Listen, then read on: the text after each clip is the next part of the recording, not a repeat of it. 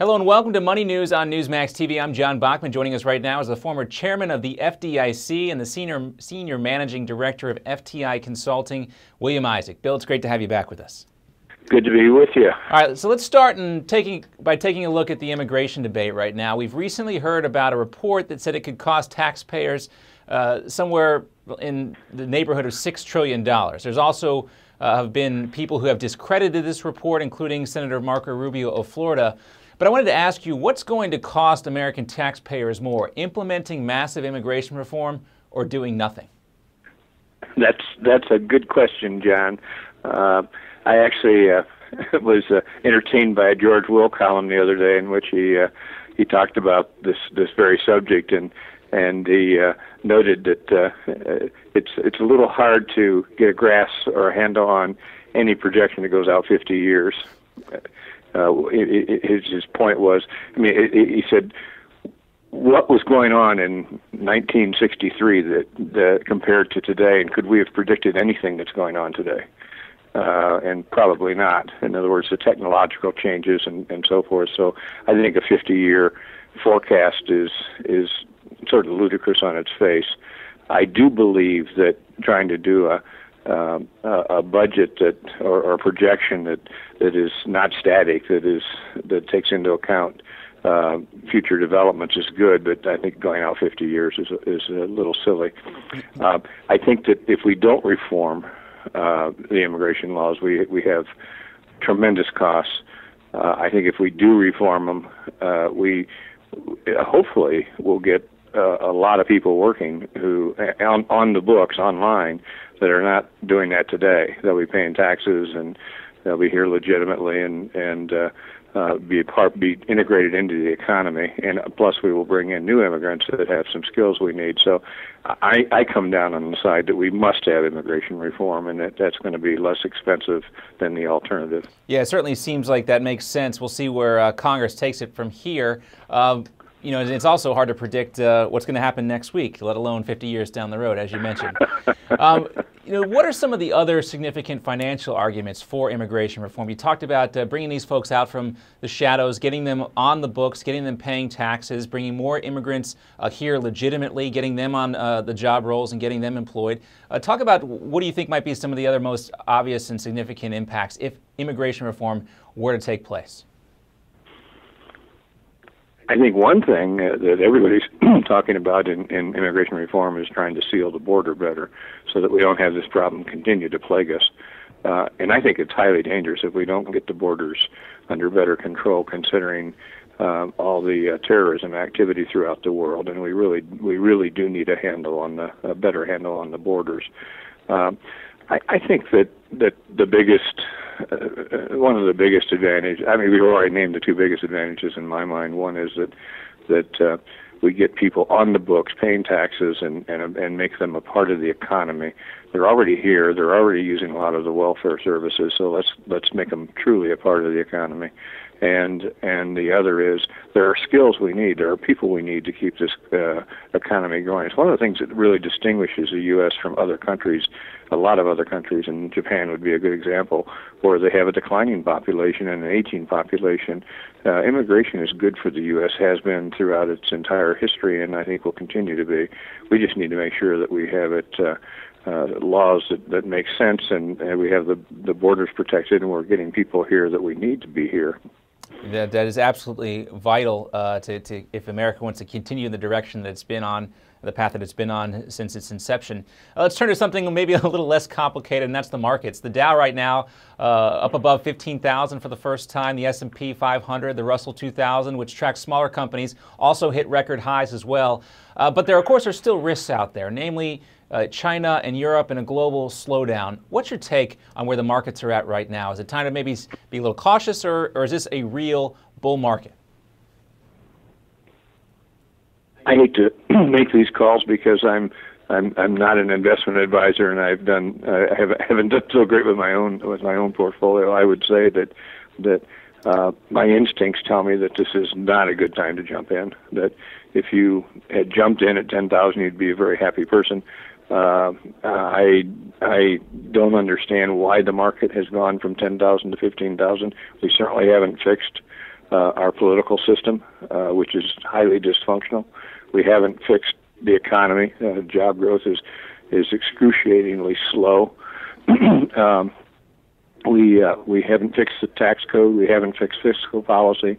And so I really am hard pressed to figure out what would cause the market to go up from 10,000 to 15,000 in the last couple of years. I think that it's driven almost entirely by Federal Reserve monetary policy, keeping interest rates at zero.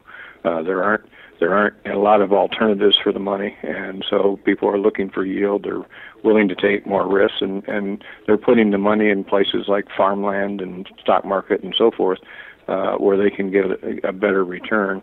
And that's the Fed's policy. They're trying to do that, but I don't see that the fundamentals of the country have improved significantly to justify that kind of jump in the stock market. So I would be cautious. And that's important to note. And there are plenty of investment experts out there who say record highs is perhaps the absolute worst time to jump into the stock market. I know you don't like to wade too deeply into predictions, but I also wanted to talk about gold while we had you here.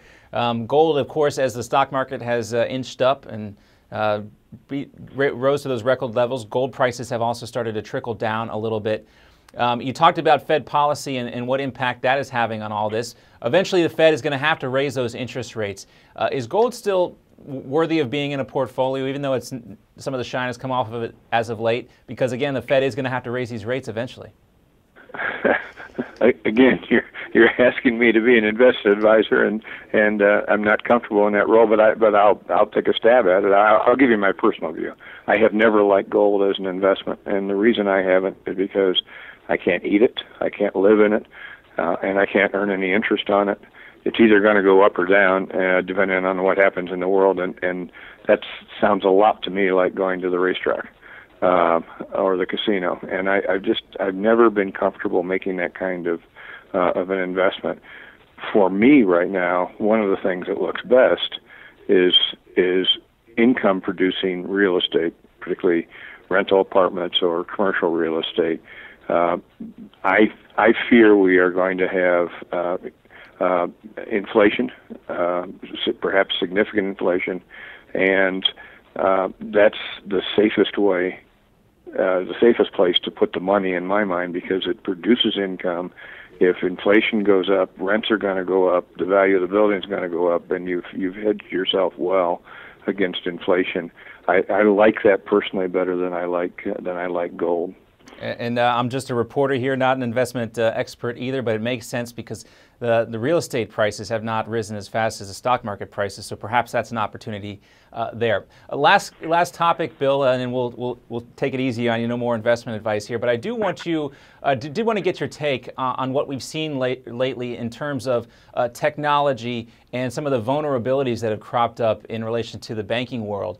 We've seen first that tweet where the Associated Press, their Twitter account was hacked into. A tweet went out, and that caused stock markets to crash. We also have seen these reports now about Bloomberg employees who may have had access to privileged information, which could have, had some impact on certain investments in certain markets. And there was that huge ATM heist last week, $45 million stolen from ATMs, all done pretty much remotely and through computers. What are your main concerns right now when it comes to cybersecurity in banking?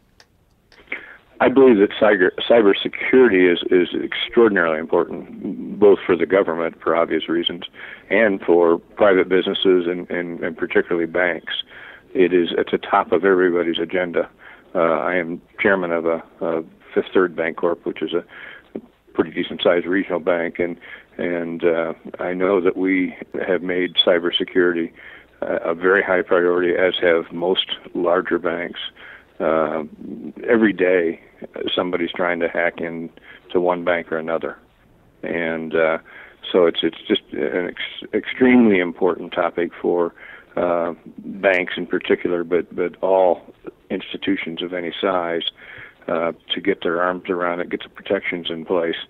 And you can't ever let up, because the people who are trying to hack their way in are constantly finding new ways to do it.